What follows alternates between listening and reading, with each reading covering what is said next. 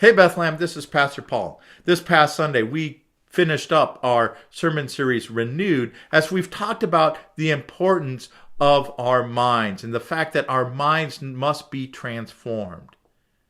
Right? We've talked about, based on Romans chapter 12, verses 1 and 2, that we should not be conformed to the pattern of this world, but that we need to be transformed by the renewing of our minds. That we can't just go along with what the world says is true, with what the world teaches, with what the world does. No, we have to have a different standard. We have to put different thoughts into our heads. We need to base what we believe, what we think about, the things that we do on what we read about in Scripture. We've talked about that we have to renew our guidance. In other words, we have to pay attention on what or who is guiding our lives. According to the Apostle Paul in Galatians chapter 5, we have two choices. We can be guided by our flesh, by our instincts, by the world around us, or we can be guided by the Spirit. The flesh will lead us into sin and into death, but the Spirit will lead us into life. That's what the fruit of the Spirit is. It's life that looks like love and goodness and kindness and gentleness and self-control. And this week we talked about the importance of renewing our beliefs. That our beliefs, what we believe about God, about the world, need to be correct. Have you ever had a belief that was incorrect? Something that you thought was true, and you believed it sincerely, you believed it in your heart, and then all of a sudden you realized one day that that belief was incorrect. You had bad information, or you misheard or misunderstood something.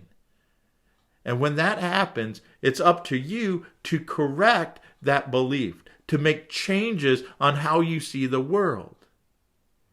And Jesus talks about this in Matthew chapter 5 during the Sermon on the Mount.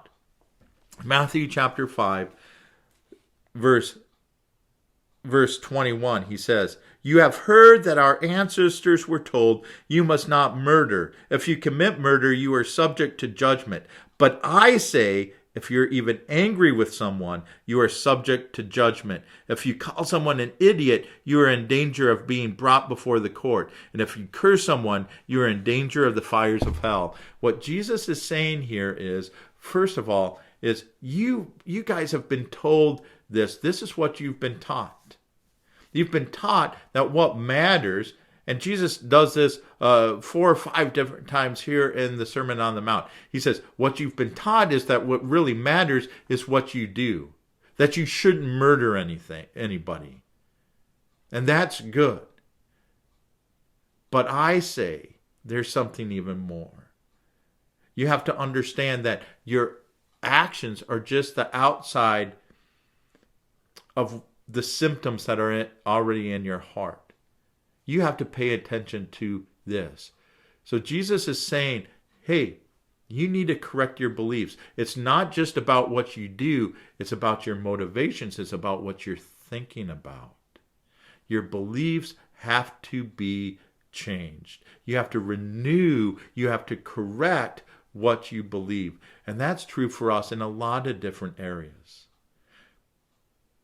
None of us have 100% correct belief. Ask yourself this question. If Jesus laid out all your beliefs on the table, which ones would he start to point at and say, hey, these need to be changed? What beliefs do you have that need to be corrected? What beliefs do you need to bring to Jesus and have him say, hey, this is what you need to do. This is the truth. This is how you have to correct this. And so our big idea this week is renewed thinking leads us to correct our beliefs. Renewed thinking leads us to correct our beliefs.